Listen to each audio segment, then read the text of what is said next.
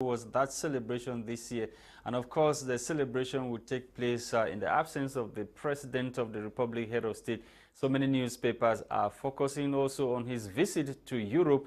And this time around, La Réalité newspaper, many other newspapers are focusing on what President Paul Biya, or speculating on what President Paul Biya will do shortly after returning from Europe. We shall tell you more in this edition of the program. And our resource person coming from the PCR and political party of Honorable Cabral Libi will be here with us throughout the 1 hour broadcast. Thank you for joining once again. Let's find out what Bomotonguina Gwladys has for us this morning. Bonjour Gwladys. Bonjour Lasha, bonjour à vous et merci une fois de plus de rester fidèle à Debrief, votre émission bilingue de revue de presse sur ma Média Prime Télévision.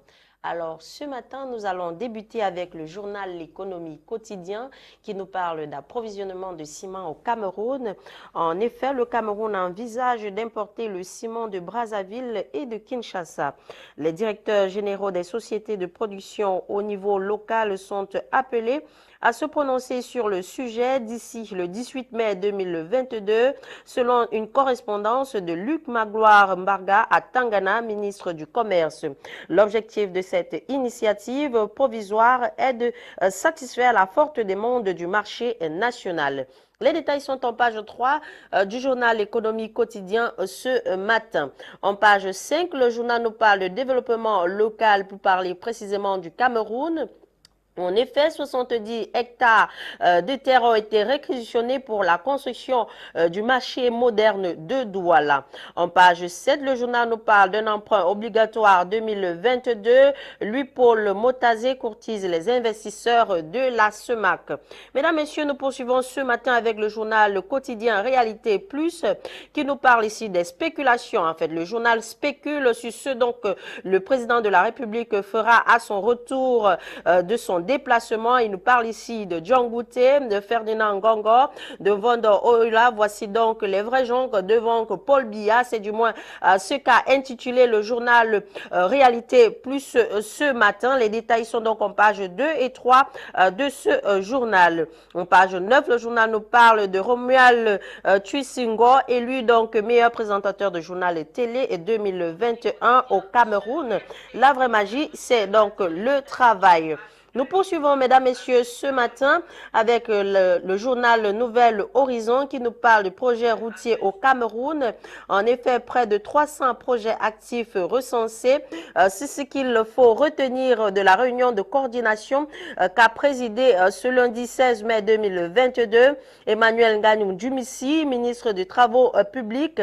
En réalité, le point a été fait sur l'ensemble des projets routiers en cours de réalisation sur l'étendue du territoire national. Les détails sont donc en page 3 de ce journal.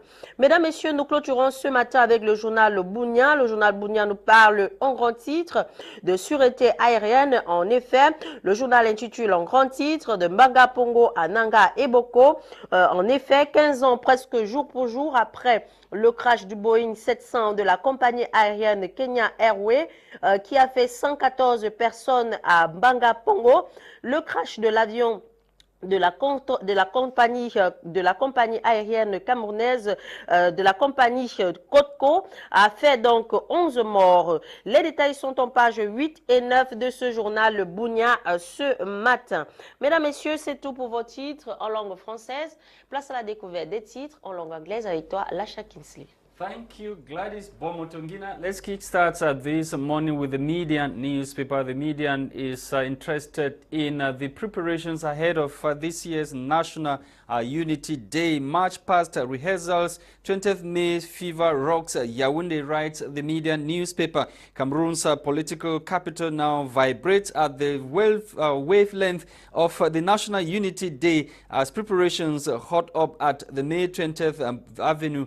That's May 20th 20th Boulevard in Yaoundé. More details on page 3, talking about the March past rehearsals only in this edition of the set newspaper. We'll stay with the media newspaper to talk about the fallout of Russia-Ukraine war. Africans won't be able to buy bread soon. That's the African Development Bank boss recently saying that very soon Africans will not be able to buy bread as a result of the fallout of the Ukraine-Russian war that has paralyzed the wheat importation or wheat flour importation. As we are told, you can get more in this edition of the set newspaper on page 10, talking about the outing of the African Development Bank the boss in this edition of the media newspaper. On to the Guardian Post. The Guardian Post newspaper is focusing this morning on this editorial piece talking about what the separatist fighters are doing in the northwest region of the country. The paper writes,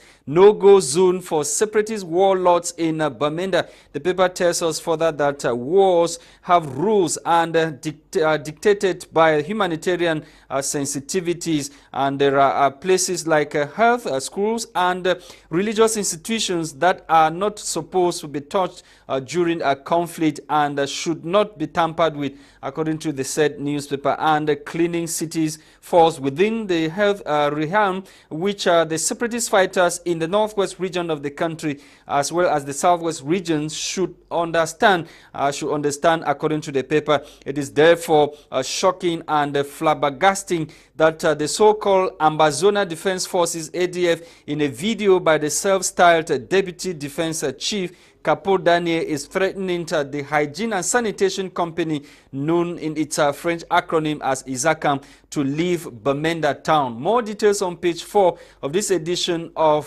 the editorial piece by the Guardian Post newspaper this morning. Let's take you to Libreville, Gabon, where yesterday the Minister of Finance of Cameroon, Louis-Paul Moutaze, launched operation to raise 200 billion francs CFA in treasury bonds sales. You can read more on the ongoing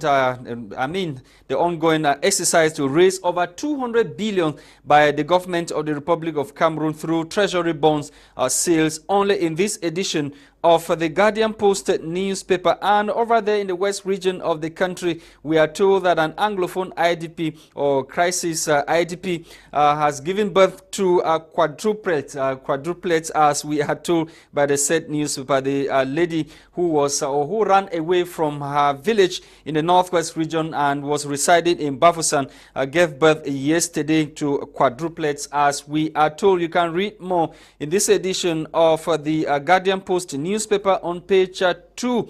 And on to this other newspaper, Municipal Updates, is interested in what is happening in the southwest region of the country, where the Regional Assembly has gone for 7 months without a Secretary General. Read more in this edition of the Guardian Post newspaper. And over there in Meme division of the southwest region, after population or popular uprising against Ambazonia fighters, more attacks have been reported in Balangi in